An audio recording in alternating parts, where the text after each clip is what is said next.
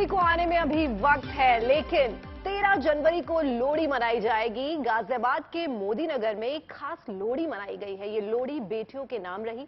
नवजोत ने इस खास लोहड़ी के रंगों को कैमरे में समेटा है। तो बताएं नवजोत, बेटियों की इस लोहड़ी को क्या खास बनाता है? देखिए, नॉर्मली जो परंपरा है वो ये है कि नवविवाहितों की पहली लोहड़ी होती है या बेटा पैदा होता है तो पहली लोहड़ी होती है। लेकिन बेटी बचाओ बेटी पढ़ाओ के उद्देश्य के साथ बेटियां भी समाज के लिए उतनी ही इंपॉर्टेंट है। बस यही मैसेज देने के लिए लोहड़ी मनाई गई। लोहड़ी की जो कहानी प्रचलित है वो मुगल काल में रॉबिन हुड की कहानी है, दूल्हा भट्टी वाला की। लेकिन उसके बाद जो प्रचलित हुई है लोहड़ी, वो इस तरीके से हुई कि जिसके घर में बेटा पैदा होता था वहां पर पहली लोहड़ी मनाई जाती थी। लेकिन कंसेप्ट बदल चुका है क्योंकि सोच भी बदली है और सोच के साथ साथ बेटियों को भी वही दर्जा आजकल समाज में दिया जा रहा है। इसीलिए बेटों की लोहड़ी बाद में पहले तियां दी लोहड़ी, और इसीलिए ये कोशिश है कि बेटियां भी हमारे लिए उतनी ही इम्पोर्टेंट है जितने बेटे। गिद्दा, भांगड़ा और लोहड़ी, यही है पंजाब की वो पहचान जो नए साल के सबसे पहले त्योहार के रूप में देश में दर्ज होती है।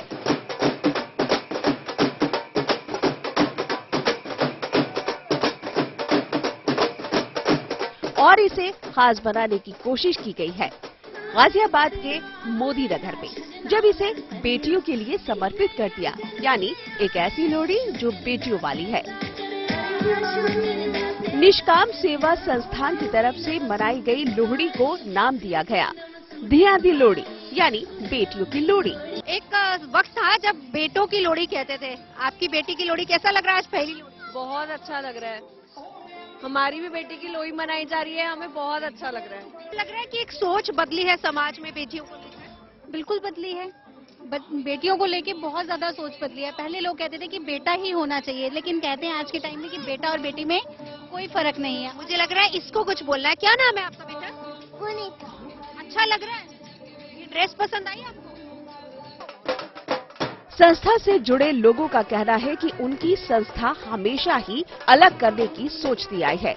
यही वजह है कि इसे बेटी बचाओ बेटी पढ़ाओ थीम के तहत किया गया। निष्काम से जत्था हमेशा से कुछ अलग करना चाहता था। हम लोगों का एक मोटिव होता था कि जब भी करें कुछ अलग करें।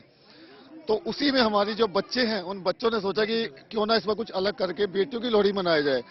तो मुझे लगा कि पता नहीं कैसा रहेगा, ठीक रहेगा, गलत रहेगा, लेकिन जब हमने इस पे काम करना शुरू किया, आप यकीन मानिएगा इतना पब्लिक का रिस्पॉन्स, इतना उत्साह, मतलब मुझे समझ में नहीं आ रहा कि क्या हो गया। देखिए, कुछ ऐसी बेटियां जिनको हमें लगा कि उनको हमारी जरूरत है। आज हम उन लोगों को, उन बेटियों को 51-51 रुपए का चेक देने जा रहे हैं और हम उनसे ये कहेंगे कि आप इस 51 रुपए को जो है उस बेटिया के नाम को FD कराएं या कुछ भी कराएं, उसके बाद हमें प्रमाण दें। और बाकी बेटियां हमारे परिवार की हैं, जो कुछ हमारे नॉन टू की हैं, सिख परिवार की, निष्काम जत्थे की, उनके साथ हम एक सेलिब्रेशन टोकन ऑफ लव देके कर रहे हैं। वैसे तो लोहड़ी पंजाब का त्योहार माना जाता है, उसमें भी सरदारों का, लेकिन मोदी नगर के इस कार्यक्रम में मजहब और सूबे की दीवारें भी तोड़ दी गई। यानी उन बेटियों को भी सम्मान दिया गया जो सिख धर्म से ना होकर दूसरे धर्मों की हैं।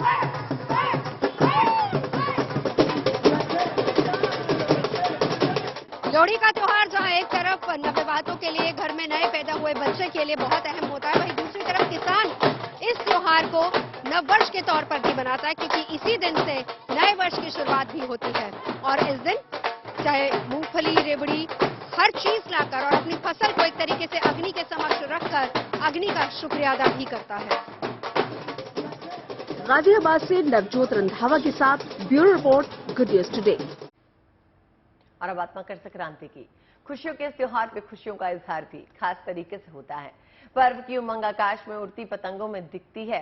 भले ही मकर संक्रांति अभी दूर हो, लेकिन पतंगों के रंग बिखरने लगे हैं। बात करें गुजरात की, तो गुजरात में पतंगबाजी के तो फेस्ट चल रहे हैं। वहां पर अहमदाबाद हो या फिर वडोदरा, काइट फेस्टिवल का रंग यहां पर खूब जम रहा है। आकाश रंग बिरंगी पतंगों से पटे हुए हैं। तो वहीं पंजाब में भी मकर संक्रांति के मौके पर होने वाली पतंगबाजी की तैयारियां शुरू हो चुकी हैं।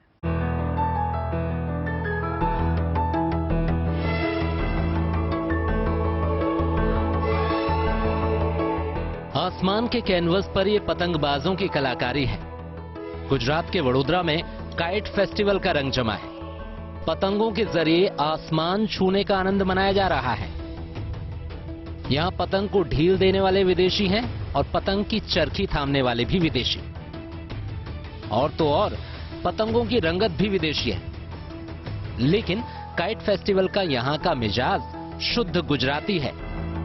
Kite festival very interesting because a lot of people, a lot of countries in this festival, a lot of festival little local, but festival in Gujarat it's very biggest. पतंगों का रंग केवल गुजरात में ही नहीं जमा, अमृतसर में भी पतंगों से आसमान नापने की तैयारी है। बाजार रंग बिरंगी पतंगों से पटे हुए हैं। एक से बढ़कर एक पतंग बाजार की रौनक बढ़ा रही है। छोटी से लेकर बड़ी हर तरह की पतंगे दुकानों की रौनक बढ़ा रही हैं।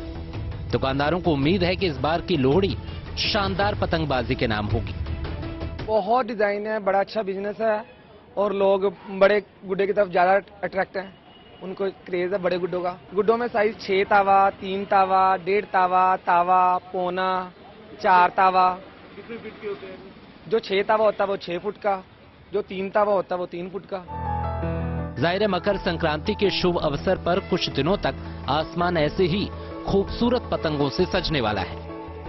पंजाब के माहौल से साफ है कि इस बार जमकर पेच पर पेच लड़ने वाले हैं। तो वहीं गुजरात में इस बार पतंग की तरह पतंग के कारोबार के भी आसमान छूने की उम्मीद की जा रही है। Bureau report, good news today. और चलिए अब हम आपको नेशनल स्काउट गाइड जम्बूरी के समापन कार्यक्रम की एक झलक दिखाते हैं। पाली में हुए इस रंगारंग कार्यक्रम में स्काउट्स का जोश हाई था, अनुशासन दिखाई दिया, साथ ही मिनी इंडिया के दर्शन भी यहां पर किए गए। बिल्कुल, इस खूबसूरत प्रोग्राम में देश के अलग अलग हिस्सों की संस्कृति और कला के रंग भी देखने को मिले। देखिए, दिल खुश कर देने वाला ये नजारा।